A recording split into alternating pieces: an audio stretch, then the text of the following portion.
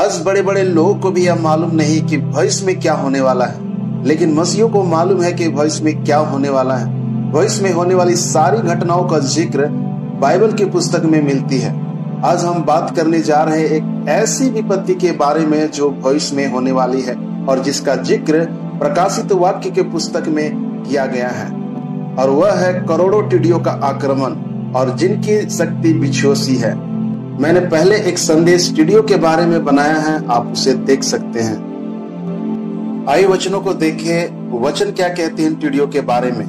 जब पांचवें स्वर्गदूत ने तुरही फूकी तो मैंने स्वर्ग से पृथ्वी पर एक तारा गिरता हुआ देखा और उसे अथाह कुंड की कुंजी दी गई। उसने अथाह कुंड को खोला और कुंड में से बड़ी भट्टी का सा धुआं उठा और कुंड के धुएं से सूर्य और वायु अंधकारमय हो गए। उस धुएं से पृथ्वी पर टिड्डियां निकली और उन्हें पृथ्वी की बिच्छुओं की सी शक्ति दी गई।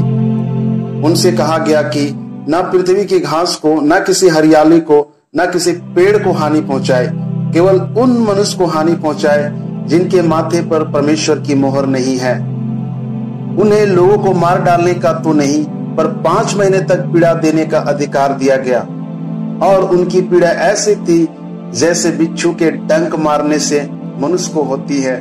उन दिनों में मनुष्य मृत्यु को ढूंढेंगे और ना पाएंगे और मरने की लालसा करेंगे और मृत्यु उनसे भागेगी। उन टिड्डियों के आकार लड़ाई के लिए तैयार किए गए घोड़े जैसे थे और उनके सिरों पर मानो सोने के मुकुट थे और उनके मुंह मनुष्य के जैसे थे। उनके बाल स्त्रियों के बाल जैसे और दांत सिंहों के दांत जैसे थे। वे लोहे की झिलम पहने थे और उनके पंखों का शब्द ऐसा था जैसे रथों और बहुत से घोड़ों जो लड़ाई में दौड़ते हो। उनकी पूंछ बिच्छुओं की सी थी और उनके डंग थे और उन्हें 5 महीने तक मनुष्य को दुख पहुंचाने की जो शक्ति मिली थी वह उनकी पूंछों में थी। अतः कुंड का दूत उन पर राजा था। उसका नाम इब्रानी में अबोदन और यूनानी में अपुलयोन है। ये सारी घटनाएं जो है मसीह विरोधी के समय काल में होगा, जब यीशु अपने लोगों को इस संसार से उठा ले चुका होगा।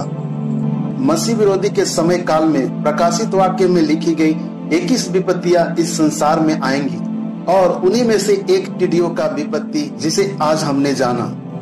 मेरे प्रिय, जब हम अंतिम दिनों में अपने जीवन को व्यतीत कर रहे हैं तो हमें समय और असमय तैयार रहना है, एक पवित्र और निष्कलंक संतान के रूप में, ताकि जब यीशु आए तो हम सोते हुए ना रहें उनके समान जिन्हें आशा नहीं, और हम उसके सामने खड़े होने के योग बन सके। परमेश्वर आपको इस संदेश के द्वारा आशीष दे। प्लीज इस संदेश को दूसरों को भी शेयर करें।